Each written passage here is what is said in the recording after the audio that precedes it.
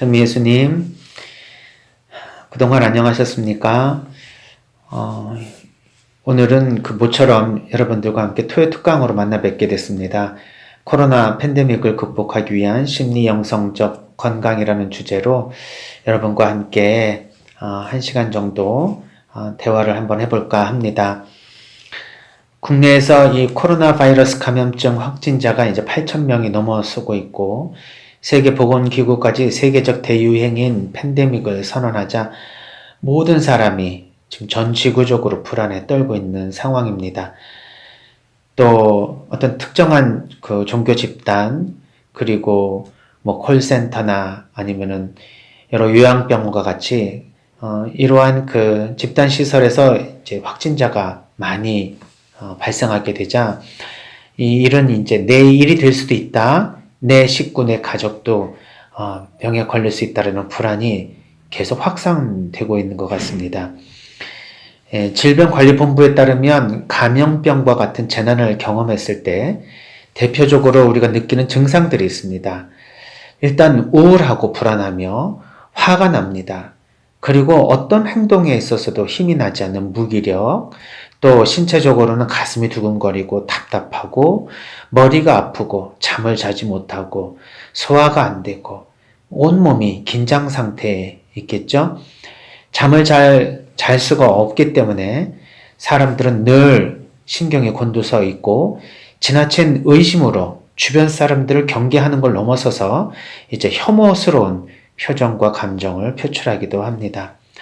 그래서 무엇보다도 이러한 그 한두 달 안에 끝나지 않는 이런 전염병이 전 세계적으로 유행하게 되면 사람들은 심리 정서적인 문제뿐만 아니라 신체적이고 관계적이고 사회적이고 영적인 여러 문제들을 안게 됩니다. 그래서 정신건강 전문가들과 또 영적 지도자들은 이러한 우리의 이 정신건강 그리고 영혼의 건강을 위해서 최선을 다해서 노력하게 되죠. 그래서 사실은 오늘 이 코로나 극복을 위해서 우리도 심리 정서적으로는 어떤 준비를 해야 되며 또 특히 그리스도교 신자로서 우리는 어떤 자세로 이 어려움을 이겨내야 될지 한번 생각해 봤으면 좋겠습니다. 서울대 보건대학원 교수 유명순 교수님은 지난 2월에 전국의 만 18세 이상 성인 1000명을 대상으로 우한 코로나 이후 일상 변화에 대한 조사를 해봤습니다. 그 결과 국민 10명 중 9명이 이 코로나 바이러스 확산으로 일상이 영향을 받고 있는 것으로 나타났죠. 그리고 특별히 느끼는 감정, 주된 감정은 바로 불안 60.4%로 나왔습니다. 이것은 2015년에 이 메르스 중동호흡기 증후군과 같은 그 감염병보다도 이 코로나가 훨씬 더 위험하다라고 생각하는 응답자가 많다는 것을 의미합니다. 무려 49.3%가 메르스보다 훨씬 더 위협적으로 느낀다고 대답을 했습니다.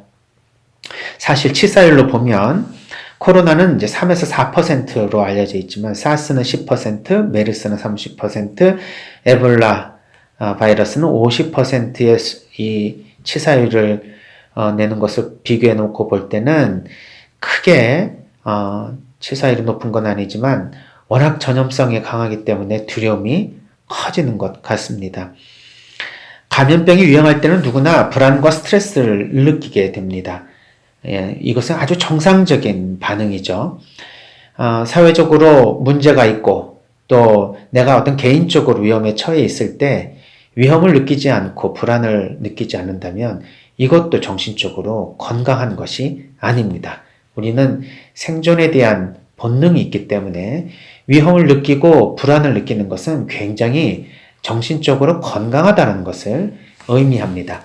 그러나 이 불안이 너무 과도하게 우리의 일상을 괴롭히게 되면 일상생활에 지장을 받는 것을 넘어서서 결국 정신적으로, 신체적으로 인간의 정상적인 기능을 할 수가 없게 되는 것이죠. 그래서 실제적인 불안은 우리 정신 건강에 굉장히 중요한 요소지만 이것이 너무 극도로 불안하지 않아도 될 일에 대해서 불안을 하게 되는 신경증적 불안이 문제가 되는 것입니다. 그래서 불안을 느끼는 것이 이상한 것은 아닌데 이것으로 정상적인 생활을 할 수 없는 정도의 경계를 넘어서는 이러한 심리적인 그런 신경증적인 불안을 우리가 조금 더 예방을 하고 좀 다뤄야 할 필요는 있습니다. 그래서 정부에서도 요즘 심리 방역이라는 말을 많이 하고 있습니다. 실질적으로 이 바이러스를 없애는 그런 방역도 중요하지만 그것에 대처하는 우리의 심리적인 방역도 중요하다는 이야기겠죠. 일종의 이 감정도 전염된다는 것을 의식하는 이야기입니다. 정서 전염이라고도 하는데요. 불안한 마음을 갖고 있는 사람이 10명 중에 한 사람만 생겨도 나머지 9사람이 이 불안을 느끼는 데 있어서는 시간 문제입니다.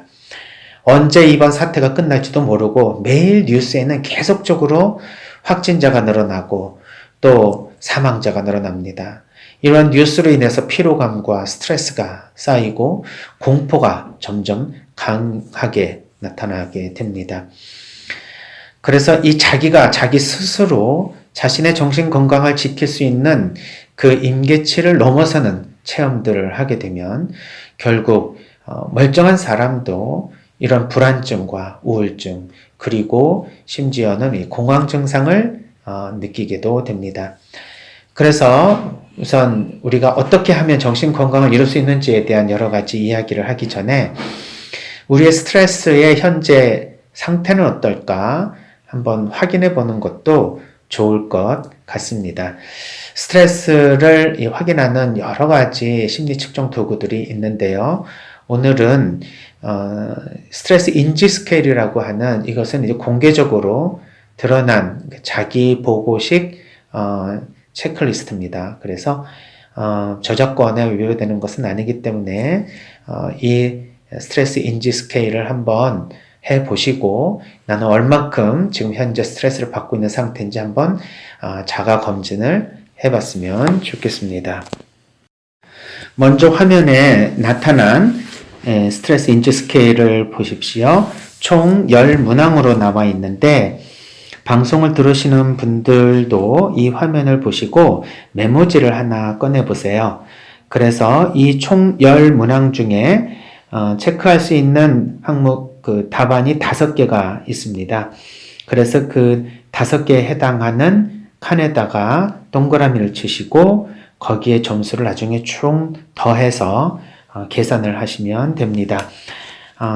첫 번째서부터 10번째까지의 이 총 10문항은 지난 한 달 동안 우리들이 어떤 상태에 있었는지를 측정합니다. 그래서 지난 한 달 동안 당신은 하고 1번 갑자기 예상치 못한 일이 일어나 화가 난 적이 있습니까? 하고 질문을 던져봅니다. 그때 전혀 없다 하면 0점, 거의 없다 1점, 가끔 있다 2점, 약간 자주 있다 3점, 자주 있다 4점. 이 중에 하나를 선택해서 동그라미를 치시면 됩니다. 한번 쭉 읽어보겠습니다. 지난 한 달 동안 당신은 갑자기 예상치 못한 일이 일어나 화가 난 적이 있습니까? 2번, 중요한 일을 처리하지 못한 적이 있습니까? 3번, 긴장하고 스트레스를 받은 적이 있습니까? 4번, 문제를 해결할 수 있다는 자신의 능력을 믿고 계십니까?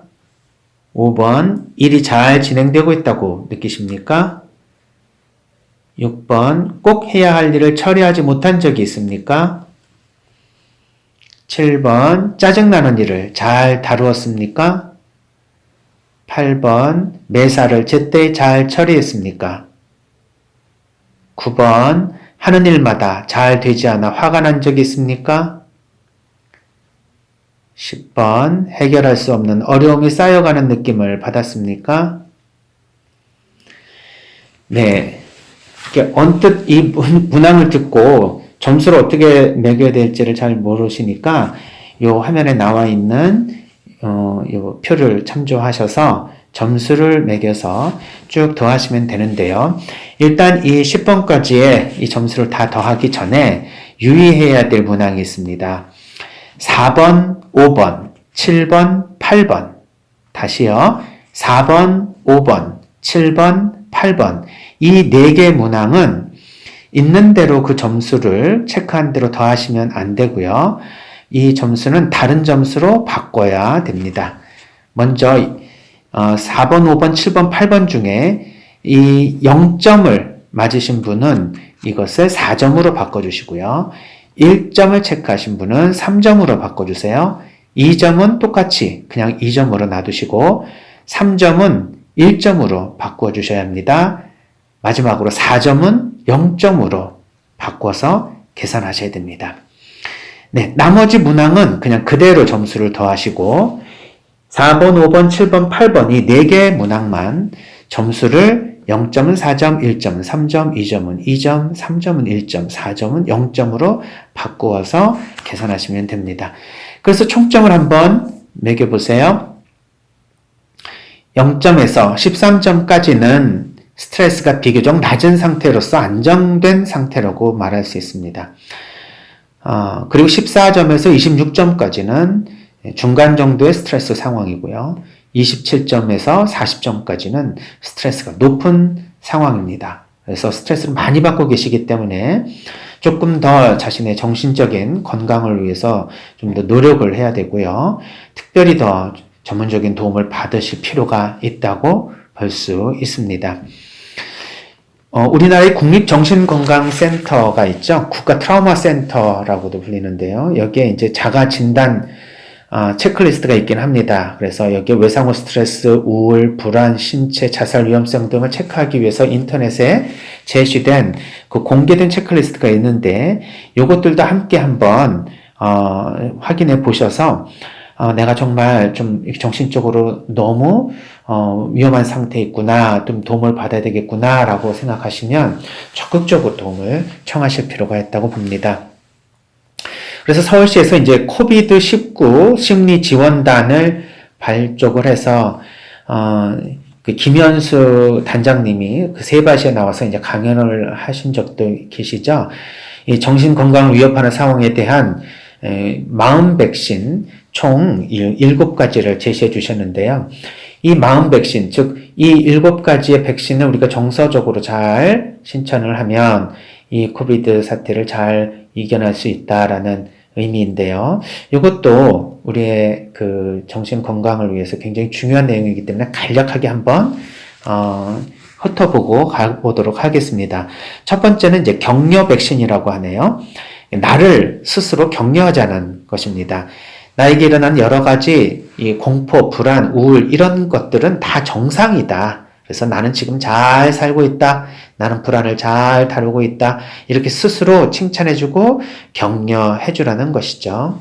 그러니까 내가 내 스스로를 이렇게 격려해주고 위로해주는 건 굉장히 중요한 백신입니다.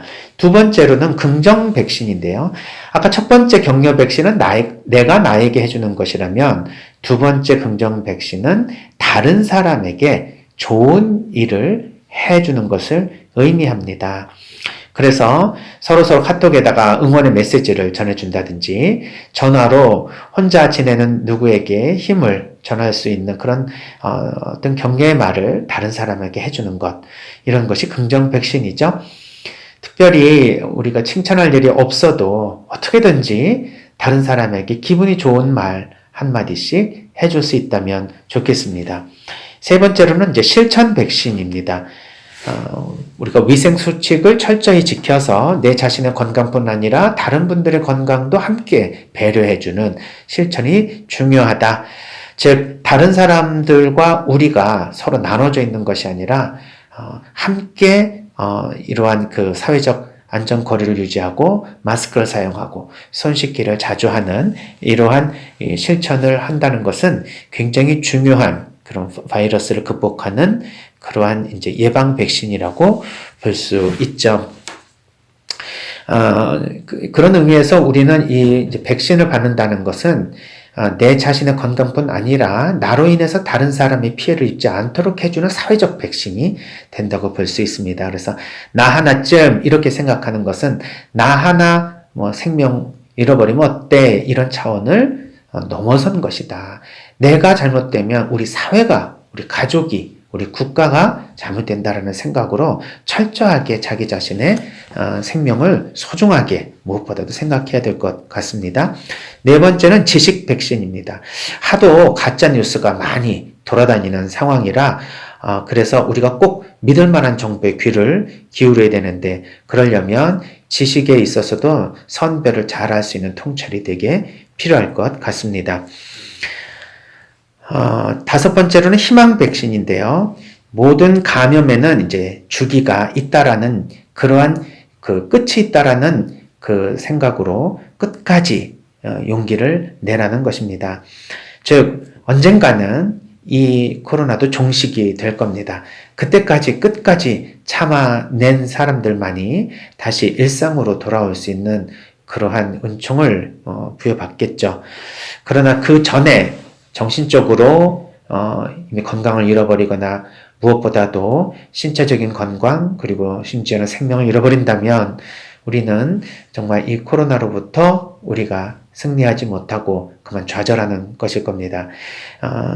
그러나 더 중요한 것은 그렇게 혹시 우리 가족 중에 또는 우리의 사랑하는 사람들이 병에 걸리고 또 그러한 병으로부터 생명을 잃어버린다 하더라도 우리 모두는 언젠가 이 고통이 끝날 것이라는 희망을 잃지 않아야 된다는 것입니다.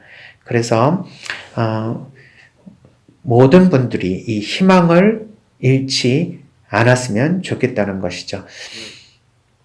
빅터 프랭클이라고 하는 그 실존주의 심리학자이며 심리치료사이고 그리고 의사였던 이분이 그 홀로코스트를 체험하면서 느꼈던 한 가지 되게 중요한 통찰을 제시해 주죠.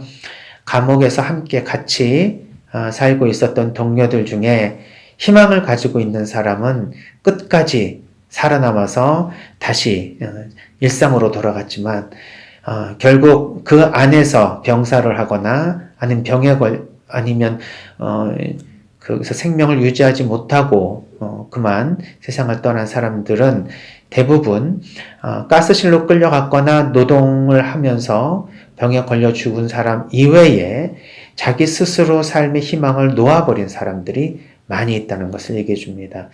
예를 들어 꼭 여기서 살아나가서 가족들과 함께 만나 행복한 삶을 살겠다라는 희망을 가진 그 사람이 가족의 죽음을 통보받았을 때 3일을 넘기지 못하고 세상을 떠난 것을 보면서 이 희망과 삶의 의미가 우리에게 얼마나 강력한 생명을 보존해주는 원천인지를 확인하게 되죠. 희망 백신은 무엇보다도 중요한 것 같습니다. 여섯 번째로 정보 백신이 있죠. 그러니까 막연히 알고 있는 것과 정확하게 알고 있는 것을 구별을 해야 된다. 그래서 나에게 만약에 증상이 생기면 이것을 어떻게 대처해야 되는지 또 비슷한 증상으로 고통을 당하는 분들이면 어떤 방식으로 우리가 도와줄 수 있는지 이러한 여러 가지 이런 바이러스와 관련된 정보를 정확하게 알 필요가 있다. 마지막으로 일곱 번째는 균형 백신이라고 합니다. 감정과 사고의 균형, 몸과 마음의 균형, 가정과 일의 균형 모든 것은 이 균형이 잘 이루어져야 사실 건강하다고 말할 수가 있는데 어떤 한쪽이 무너지면 건강을 잃어버리는 것처럼 우리도 항상 이 균형을 잘 이루어야 된다는 얘기입니다. 무엇보다도 이렇게 그 정신 건강을 위협하는 상황에 대한 마음 백신 굉장히 중요한 내용인데요.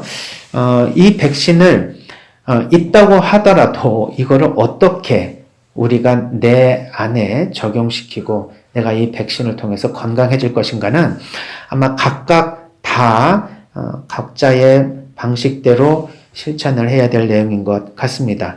좋은 이야기지만 나한테는 어떻게 하면 좋을까? 예를 들면 희망 백신 좋다. 그렇지만 나는 희망을 가지기가 되게 어렵다. 이렇게 말씀하신다면 그 개인에게 어떻게 희망을 가질 수 있도록 도와줄 수 있는지는 또 각각 개별적인 문제가 있다고 볼 수 있습니다.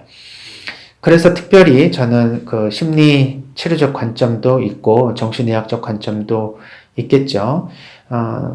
예를 들면 PTSD, 외상후 스트레스 장애에 걸린 분들의 정서적이며 정신적인 안정을 위해서 어떻게 될까? 여러 가지 이제 신체적인 긴장 완화, 또 불안을 감소시켜 줄 수 있는 여러 가지 행동적 이런 기술들도 있습니다만, 오늘은 그런 이야기를 하기보다는 훨씬 더 근원적인 그러한 그 대처 방법, 즉 불안이라고 하는 것에 대한 그 근원은 사실은 이 코로나에서부터 오는 것이 아니라 우리가 죽을 수도 있다는 인간의 유한성으로부터 오는 것이기에 우리는 이것을 영적이며 실존적인 의미를 제외하고 이 근본적인 불안으로부터 우리가 백신을 맞기가 굉장히 어렵다는 사실을 인정해야 합니다.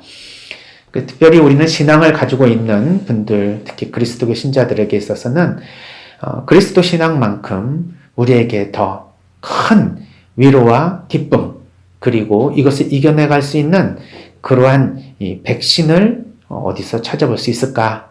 예수 그리스도, 그리고 그분께서 가르쳐 주시는 그 기쁜 소식에 대한 이 백신이야말로 우리가 이 어려움을 겪어낼 수 있는 가장 큰 신뢰할 수 있는 백신이라는 생각에 오늘은 이러한 심리 영성적인 접근을 위해서 성경에서 이러한 이 팬데믹 현상에 처해 있는 수많은 이스라엘 백성들과 또 신약의 수많은 유대인들에게 하나님께서는 이러한 비슷한 질병 내지는 시련을 주시면서 우리에게 무엇을 요구하셨고 또 하나님은 어떤 것을 우리에게 전해주시기를 원하셨는지를 묵상해 보면서 우리의 이 어떤 이 바이러스 사태는 단순하게 우연하게 일어난 사건이 아니라 어떻게 보면 현대를 살아가는 우리들에게 이 사건을 통해서 하나님께서 무엇인가 메시지를 또 주신다는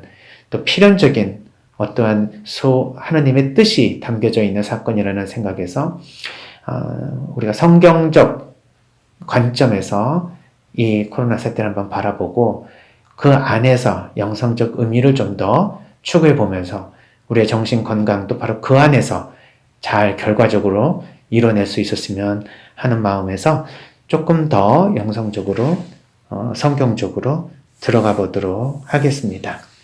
먼저 신앙을 가진 그리스도인들에게 있어서 이러한 전염병과 같은 그런 무서운 그런 시련들은 어떻게 보면 세상의 종말이 다가오는 것은 아닌가라는 공포와 두려움을 전해주기에 충분한 것 같습니다.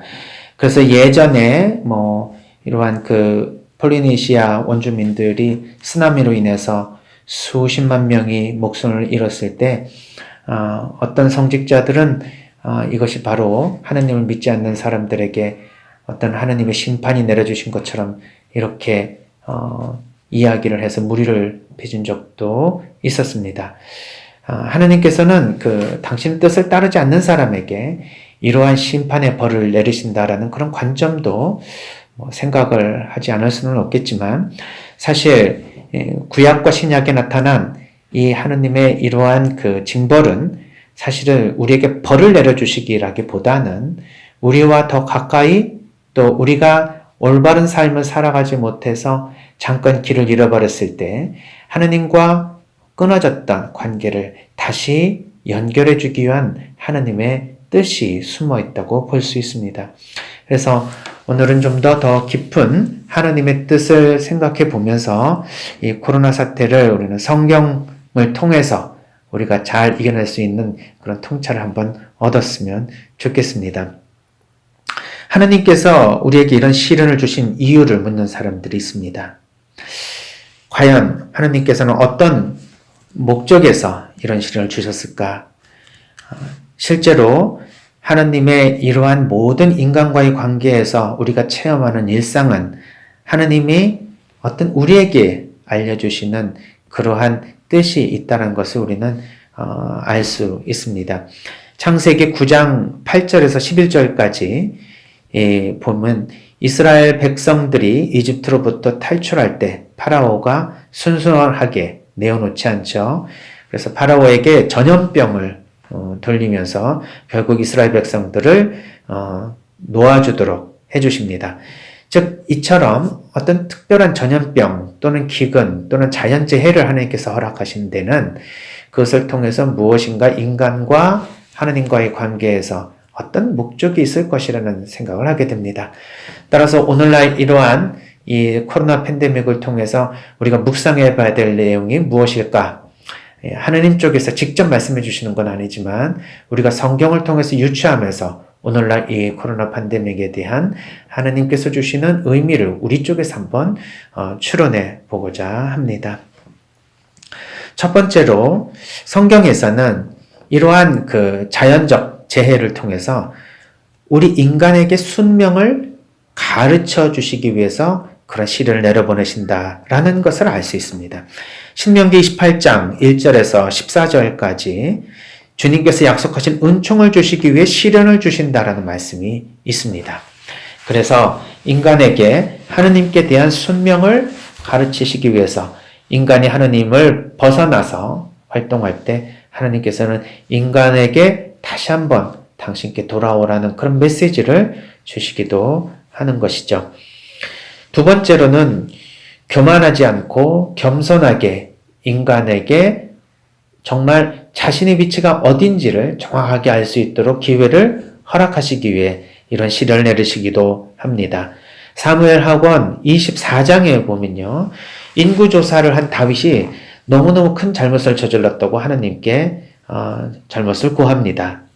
24장의 내용을 한번 읽어보겠습니다. 하나님은 가드 예언자에게 다윗에게 가서 주님께 이렇게 말씀하십니다. 하면서 일러라. 내가 너에게 세 가지를 내놓을 터이니 그 가운데서 하나를 골라라. 그러면 내가 너에게 그대로 해주겠다. 가드가 다윗에게 가서 이렇게 알렸다. 임금님, 나라의 7해 동안 기근이 드는 것이 좋습니까? 아니면 임금님을 뒤쫓는 적들을 피하여 석 달 동안 도망 다니시는 것이 좋습니까? 아니면 임금님 나라에 사흘 동안 흑사병이 퍼지는 것이 좋습니까? 저를 보내신 분께 무엇이라고 해답해야 할지 지금 잘 생각하여 결정하시기 바랍니다. 그러자 다윗이 가드에게 말하였다. 괴롭기 그지없구려. 그러나 주님의 자비는 크시니 사람 손에 당하는 것보다 주님 손에 당하는 것이 낫겠소. 그리하여 주님께서 그날 아침부터 정해진 날까지 이스라엘에 흑사병을 내리시니 단에서 브엘세바까지 백성 가운데에서 7만 명이 죽었다. 천사가 예루살렘을 파멸시키려고 그쪽으로 손을 뻗치자 주님께서 재앙을 내리신 것을 후회하시고 백성을 파멸시키는 천사에게 이르셨다. 이제 됐다. 손을 거두어라. 네, 다윗은 하느님께 뉘우칩니다.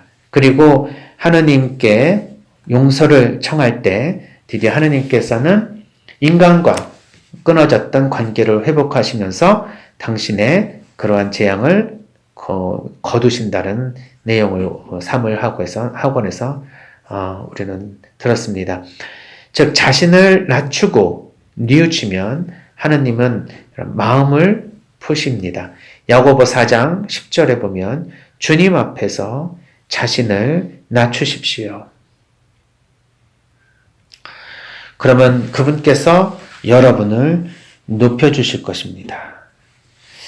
이 말씀을 우리가 묵상해보면 우리는 지금까지 너무 교만하고 또 하느님 앞에 겸손하지 못했던 것 같습니다. 예전에는 자연재해도 되게 무섭고 우리가 살아가는 데 있어서 위험 요소가 너무 많았기 때문에 늘 하느님을 찾았지만 오늘날과 같이 과학이 발달하고 인간의 지성이 발달한 시대에는 하느님이 설 곳이 없을 정도로 인간의 교만은 하늘을 닿았습니다. 현대의 바벨탑이 세워지고 있는 것이죠. 이 코로나 사태는 따라서 모든 사람이 하느님 앞에서는 평등하고 겸손하다는 것을 아마 가르쳐주고 있는 것은 아닌가 생각이 듭니다. 우리는 문화나 종교, 직업, 재정 상태 또는 얼마나 사회적으로 높고 낮은지 이런 거 상관없이 모든 사람이 이 코로나 앞에서는 평등한 것 같습니다. 정치인, 왕족, 배우 할 것 없이 코로나 앞에서는 예외가 없습니다. 헐리우드 배우 톰 행크스나 스페인 왕실의 마리아 테레사 부르봉 파르마 공주 26일 날 사망했죠. 같은 날 보리스 존슨 영국 총리도 확진되었고요. 영국에서는 지난 25일 왕위 계승서의 일부인 찰스 왕세자가 확진 판정을 받았습니다. 19일에는 알베르 2세 모나코 국왕이 첫 번째 국가 원수로서 확진 판정을 받았고 25일 미국의 인기 드라마에 출연한 배우 마크 블럼과 토니상 수상자인 유명 극작가 테런스 맥널리 모두 코로나 확진 판정을 받고 세상을 떠났습니다. 이처럼 코로나는 우리 인간이 이 안에서 누가 더 잘났고 높고 낮고 누가 더 많이 배우고 누가 더 많이 가졌는지와 상관없이 하나님 앞에 우리 인간은 평등하다라는 것, 그래서 무엇보다도 이런 대자연 앞에서 그리고 특별히 하나님 앞에서 인간이 겸손해야 된다는 것을 아마 우리가 묵상하도록 이끌어주지 않나 생각이 듭니다. 우리가 아무리 대단하고 위대하다 하더라도 사실은 단 하나의 이 바이러스가 이 세상을 멈추게 할 정도로 정말 강력한 힘을 지니고 있는 것을 보면 우리 인간이 과연 얼마나 위대한지, 정말 그것이 아니라 자연 앞에서는 얼마나 별 볼 일 없는 것인지를 다시 한번 생각해 보게 합니다. 우리 인간의 이 세상 안에서의 위치를 겸손하게 다시 한번 만들어주고 있는 것이 아닐까 생각해 봤습니다. 그리고 성경에서는 이러한 이 팬데믹 현상을 통해서 우상 숭배를 금지하도록 하시는 하나님의 뜻을 보게 됩니다. 창세기 20장 3절 하나님은 우상 숭배를 가장 싫어하신다. 오늘날 우상은 돈과 물질이라고 볼 수 있겠죠. 에zekiel 7장에서 보면 이스라엘의 종말을 예언하는 부분이 나오는데 유대인의 경제를 파괴하십니다. 에zekiel 7장 18절에서 20절까지 한번 읽어보겠습니다. 자루옷을 두른 그들을 공포가 뒤덮으리라. 얼굴마다 부끄러움이 가득하고 머리는 모두 밀어 대머리가 되리라. 그들은 은을 밖으로 내던져버리고 그들의 금은 불결한 것으로 여겨지리라. 주님이 진노하는 날 은도 금도 그들을 구해주지 못하고 그들의 식욕을 채우지도 그들의 배를 불리지도 못하리라. 그것들은 도리어 그들을 죄짓게 하는 걸림돌이 되었을 뿐이다. 그들은 자기들이 자랑스레 여기던 아름다운 장신구로 역겨운 신상들, 혐오스러운 우상들을 만들었다. 그러므로 나는 그 장신구를 부정한 것으로 만들어 버리리라. 네, 우리에게 있어서 이 물질 만능주의 그리고 돈이면 무엇인가 다 될 것 같은 그러한 생각으로 살았던 우리의 모습들을 반성하게 해줍니다. 우리가 이러한 바이러스 앞에서 만약에 우리의 생명을 잃어버린다면 지금 우리가 추구하고 있었던 모든 것은 다 무슨 의미가 있을까? 정말 현대의 우상숭배, 즉 하느님보다 더 중요하고 더 우리가 목표로 두면서 살아가는 모든 것들은 다 현대의 우상일 것입니다. 진짜 우리가 누구이고 어떤 존재인지를 확인시켜 줄 뿐 아니라 우리는 어떻게 살아야 되는지를 알려주는 대목이라고 볼 수 있습니다. 우리가 이 짧은 인생을 어떻게 살아야 되는지를 확인시켜 주고 있습니다. 이제 네 번째로 성경에서의 이 팬데믹은 결국 하나님께서 이스라엘 백성에게 감사를 가르쳐 주시기 위한 목적으로도 사용하십니다. 민수기 11장 광야에서 백성이 불평한 내용이 나옵니다. 4절에서 6절 한번 읽어보겠습니다. 그들 가운데 섞여있던 어중이 떠중이들이 탐욕을 부리자 이스라엘 자손들까지 또다시 울며 말하였다. 누가 우리에게 고기를 먹여줄까? 누가 우리가 에집트 땅에서 공짜로 먹던 생선이며 오이와 수박과 부추와 파와 마늘이 생각나는구나. 이제 우리 기운은 떨어지는데 보이는 것은 이 만나뿐 아무것도 없구나. 모세는 백성의 시족끼리 저마다 제천막 어귀에 앉아 우는 소리를 들었다. 주님께서 대단히 진노하셨다. 모세에게도 그것이 언짢았다. 그래서 모세가 주님께 여쭈었다. 어찌하여 당신이 이 종을 괴롭히십니까? 어찌하여 제가 당신의 눈밖에 나서 이 온 백성을 저에게 짐으로 지우십니까? 제가 이 온 백성을 배기라도 하였습니까? 제가 그들을 낳기라도 하였습니까?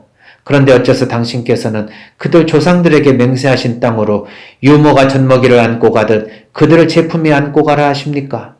백성은 울면서 먹을 고기를 우리에게 주시오 하지만 이 온 백성에게 줄 고기를 제가 어디서 구할 수 있겠습니까? 저 혼자서는 이 온 백성을 안고 갈 수 없습니다. 저에게는 너무나 무겁습니다. 저에게 이렇게 하셔야겠다면 제발 저를 죽여주십시오. 제가 당신의 눈에 든다면 제가 이 불행을 보지 않게 해주십시오. 모세가 이집트로부터 이스라엘 백성들을 끌어내온 후 이스라엘 백성들이 광야에서 불평불만을 늘어놓으니 그 소리를 듣고 하느님께 다시 불평을 늘어놓는 대목입니다. 결국 모세는 이렇게 하느님께 또 불평불만을 해서 그런지 마지막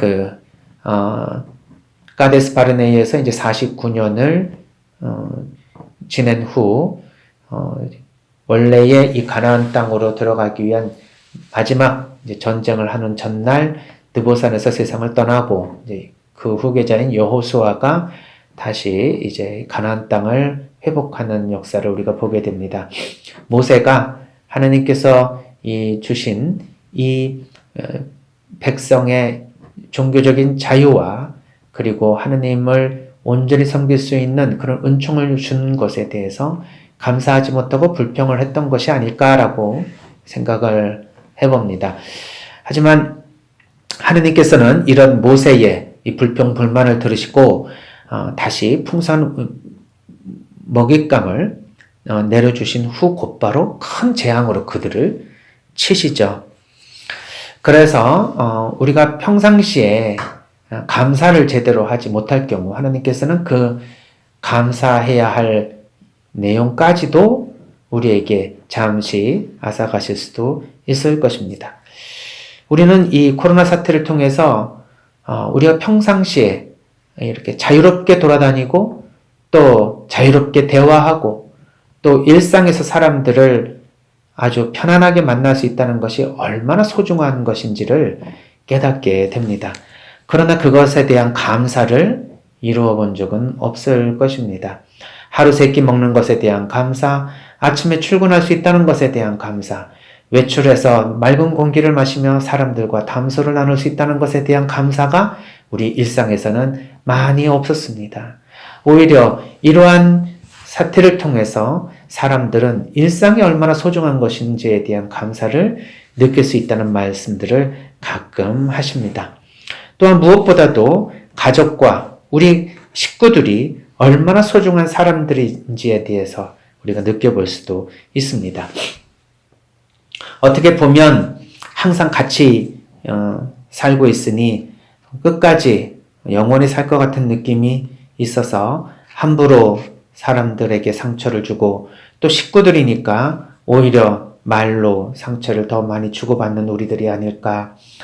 갑작스럽게 질환으로 세상을 떠나게 되면 장례도 하지 못하고 그리고 마지막 유언이나 마지막 사랑하는 사람의 얼굴도 보지 못하고 세상을 떠나는 이런 상황에서 우리는 가족의 소중함 그리고 함께 우리가 살아가고 있다는 것에 대한 소중함 우리가 서로 일상에서 느끼는 이 모든 것이 거저 주어주는 것이 아니라는 그런 생각을 하게 됩니다. 어떻게 보면 이러한 사건을 통해서 우리가 영적으로 더욱 성장할 수 있는 기회가 되는 것은 아닐까 생각이 듭니다. 다섯 번째로는 하느님은 이런 자연재해를 통해서 당신의 거룩함을 스스로 보호하신다. 이렇게 볼 수 있습니다. 사무엘 3권 5장에 보면 필리스티아인들이 하느님의 괴 때문에 벌을 받는 장면이 나옵니다. 필리스티아인들은 자신들의 통치자들에게 결국 이스라엘의 이 신의 괴를 제자리로 돌려달라고 애원합니다. 이 이스라엘의 신의 괴를 이방 민족들의 이스라엘로부터 뺏어서 하느님의 이 괴를 모셔왔기 때문에 하느님께서 징벌을 주시는 것이죠. 즉 우리 사회가 얼마나 물질 위주로 변했는지 알 수 있습니다. 어려운 시기에 우리에게 정작 필요한 것은 이런 식료품과 물, 약 이런 것들을 사재기 하는 것이 아니라 우리가 더 근원적인 하느님에 대한 거룩함을 우리가 잘 지켜내야 된다는 사실을 알 수 있습니다. 또한 이 지구가 병들었다는 것도 우리는 잘 일깨워주고 있습니다. 동물의 서식지를 우리가 짓밟아버리고 무한대로 자연을 훼손하며 개발을 한 결과 이러한 바이러스와 이런 세균들은 그 중간 숙주를 통해서 인간에게 넘어오게 됩니다. 우리가 자연을 침범했기에 그들이 사는 영역의 그런 경계가 흐트러지면서 더욱더 강력한 숙주를 찾아 여행을 떠나게 되고 결국 그 바이러스는 인간이라는 참으로 이 세상에 제일 많이 퍼져 있고 가장 빠르게 이동하는 그러한 숙주를 찾은 것이 아닐까 생각이 듭니다. 하나님의 이 거룩함이라는 것은 자연의 질서라고도 볼 수 있습니다. 이 자연은 그만큼 성스러운 것입니다. 이 성스러움을 스스로 지켜내지 못하면 결국 하나님의 이 궤를 함부로 다루면서 이방 민족들이 징벌을 당한 것처럼 우리도 자연을 함부로 훼손하면서 얻어지는 자업자득의 결과가 아닐까 생각해 봅니다.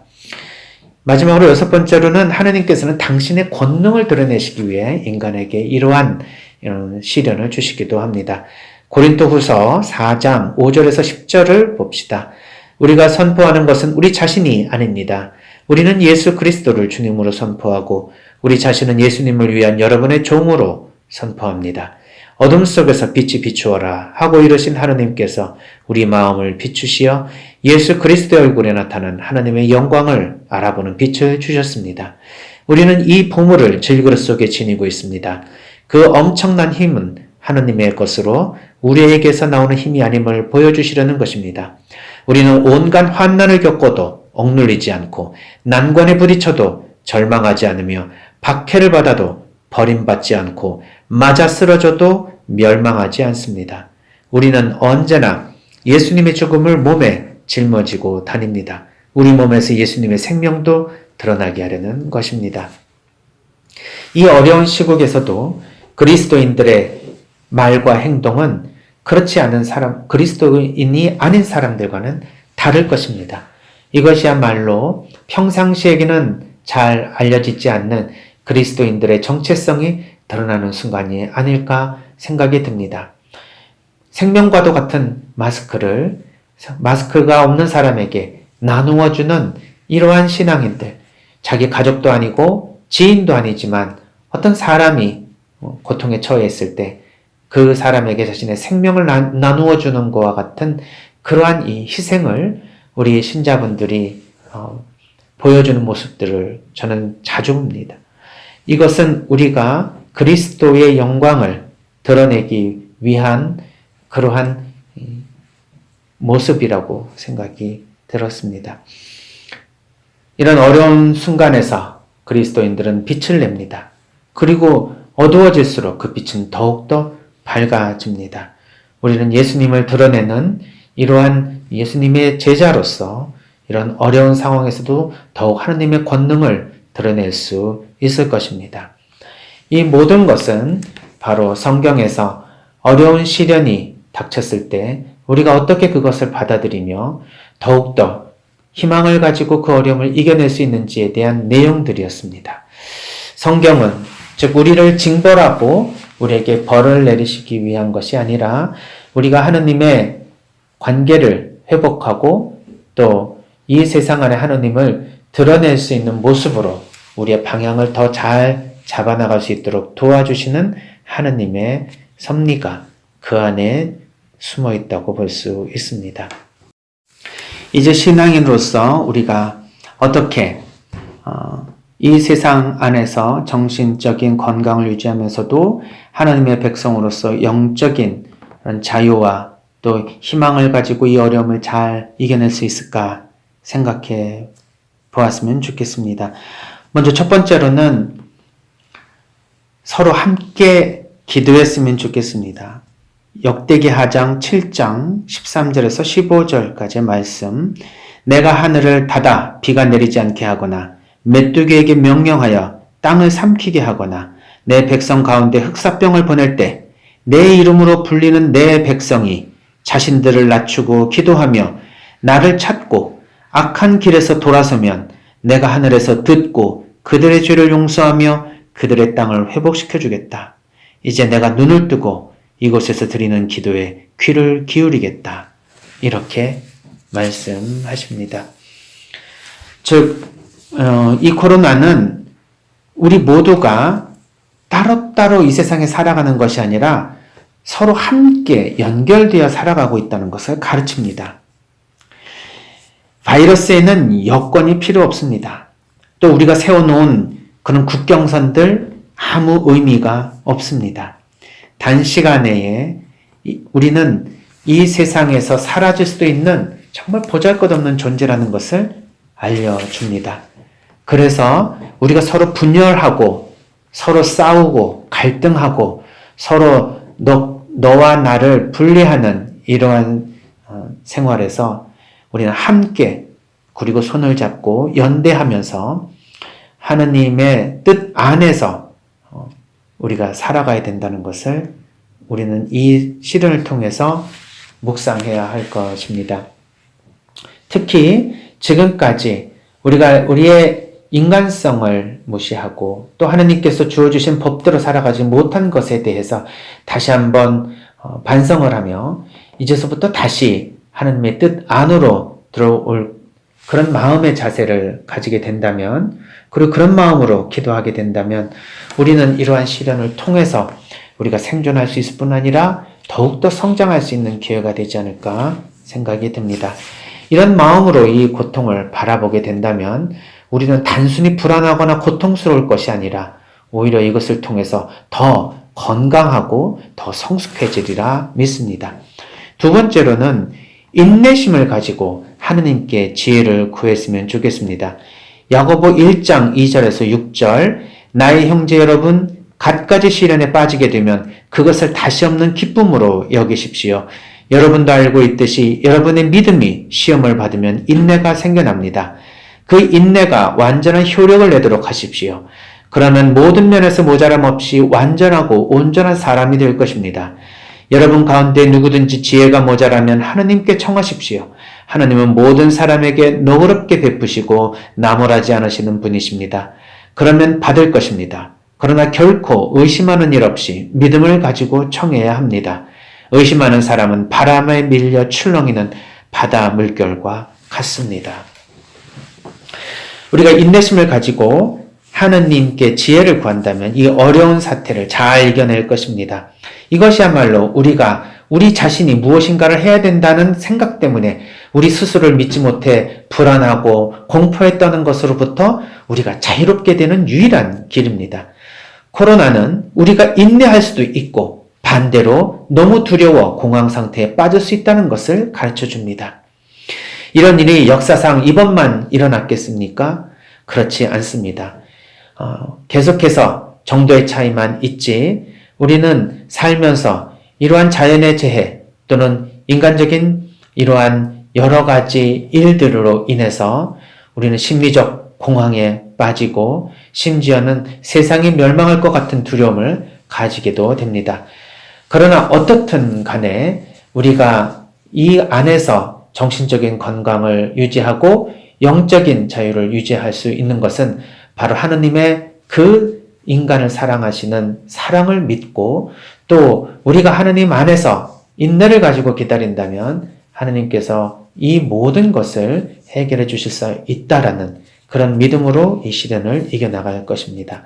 세 번째로는 하느님의 돌보심 안에서 우리가 평안히 쉴 수 있어야 됩니다.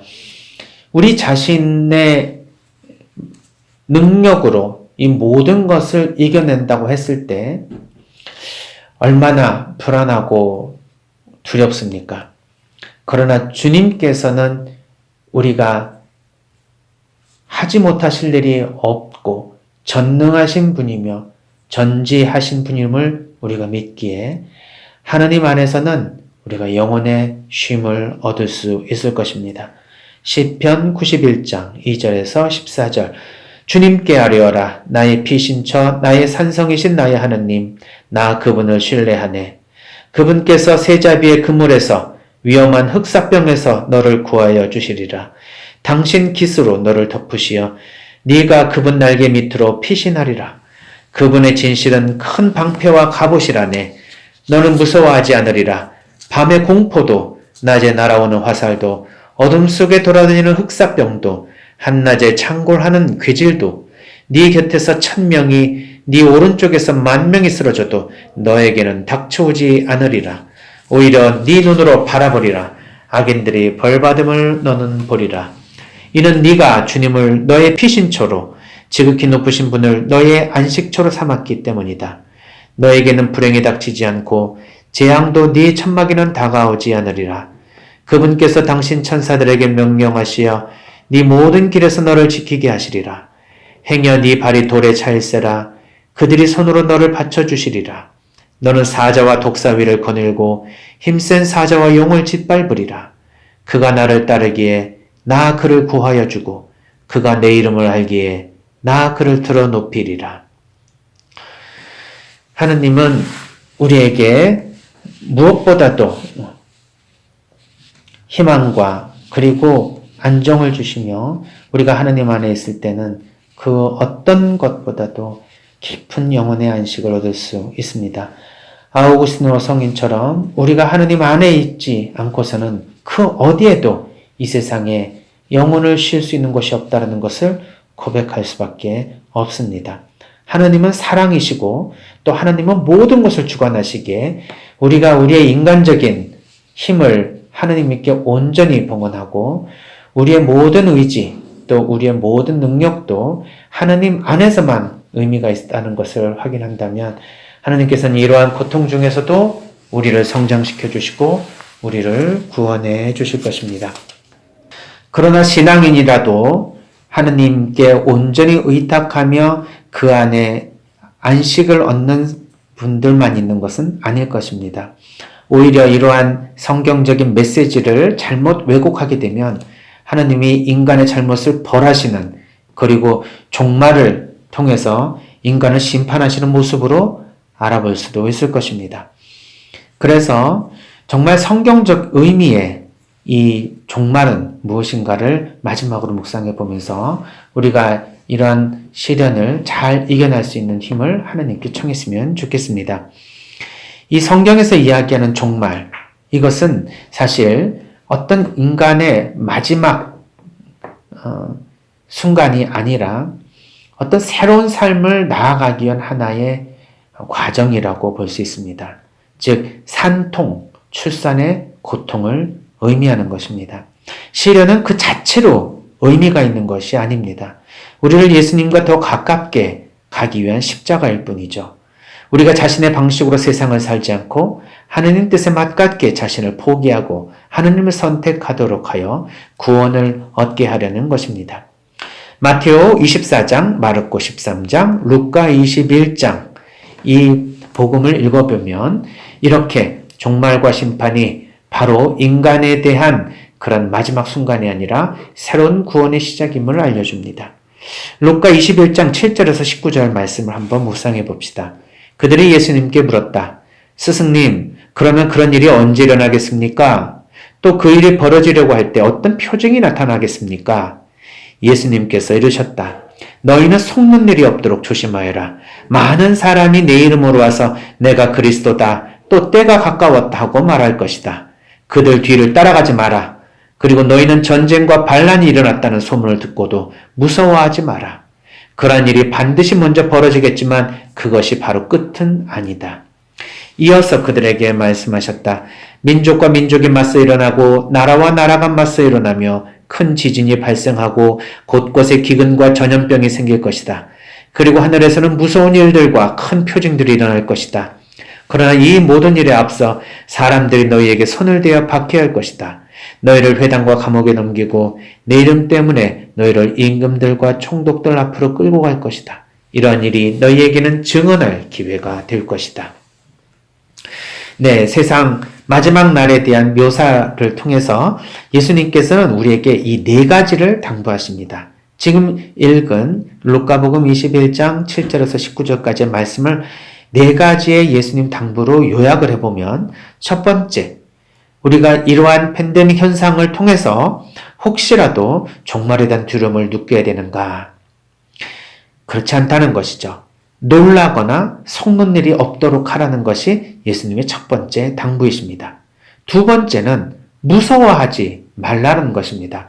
우리가 예수님을 믿고 또 예수님께서 인간을 사랑하시는 그 자비하심 그 자체를 우리가 믿고 의지하면 두려움과 불안을 가질 이유가 없습니다. 세 번째는 인내하라는 것입니다. 너희는 인내로써 생명을 얻어라, 이런 말씀을 하십니다. 끝까지 하느님의 자비하심을 희망하며 그것을 잃지 않고 하느님께 의지할 때, 그리고 인내를 가지고 끝까지 희망할 때 우리에게 있어서는 영혼의 성장, 그리고 이 어려운 상황을 건강하게 잘 이겨낼 수 있을 것입니다. 마지막으로 네 번째는 증거하라는 것입니다. 특별히 13절에 나와 있죠. 예수님의 재림을 증언하라는 것으로 이렇게 나타나지만, 우리가 예수님의 이 복음의 말씀을 세상에 증거하기 위한 하나의 하나님께서 주시는 그런 메시지로 알아볼 수 있습니다. 즉, 성경의 모든 가르침을 종합해 보면 하나님은 인간과 사랑의 관계를 유지하고 싶지만 인간이 스스로 교만해서 순종하지 않아서 인간 스스로 떨어져 나온 하나님으로부터의 이러한 관계를 회복시키기 위한 하나의 시련을 우리에게 주신다고 볼 수 있습니다. 그래서 우리는 어떻게 할 수 없는 정도의 큰 두려움과 불안을 갖게 되는 이러한 자연재해를 통해서 우리는 하느님께 더욱더 우리의 원래의 인간성을 회복하고 하느님과 끊어졌던 관계를 다시 한번 회복할 수 있는 기회로 삼아야 할 것입니다. 무엇보다도 인간이 더욱더 자연과 하나로 하느님의 거룩한 신성과 또 거룩하심을 우리가 더 소중하게 생각하고 지켜나가야 할 것입니다.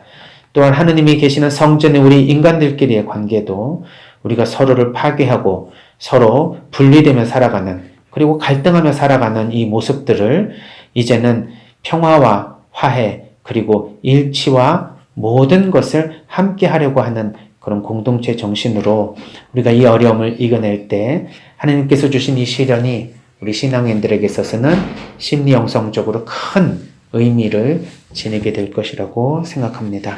이 어려운 시기에 더욱더 우리가 정신적으로도 건강하고 영적으로도 건강하기 위해서 우리 자신의 영혼을 잘 돌보았으면 좋겠고, 무엇보다도 사랑하는 가족들, 이웃들, 그리고 하나님을 모르는 그러한 많은 사람들에게도 우리가 더욱더 신앙인으로서 이 어려움을 잘 이겨나가는 모습을 통해 하나님의 영광을 드러낼 수 있는 기회가 되었으면 좋겠습니다. 이 어려운 시기에 용기를 잃지 마시고 끝까지 인내를 가지고 희망하시며 이 어려운 시기를 극복하고 난 후에 다시 건강한 모습으로 우리 서로 행복하게 지낼 수 있는 그 순간을 우리가 희망하면서 어려운 시기 잘 이겨냈으면 좋겠습니다. 감사합니다.